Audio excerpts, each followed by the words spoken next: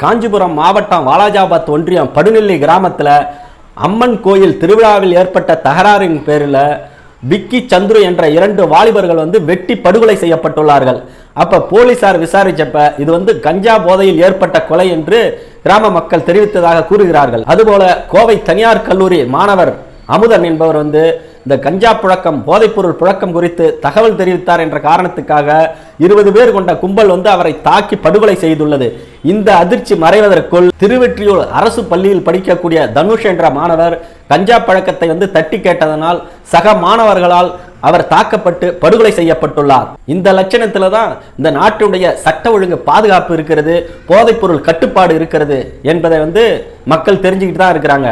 ஆனால் ரீல்ஸ் முதல்வர் என்ன செய்யறாரு, போதைக்கு எதிரான மாரத்தான் ஓடி ரீல்ஸ் போட்டுவிட்டு சென்னை தலைமைச் செயலகத்தில் 10வது மாடியில் அமர்ந்து கொண்டு சென்னையுடைய கடற்கரை அழகை பார்த்து ரசித்தால் எல்லாம் சரியாகிவிடும் என்று நினைக்கிறார்.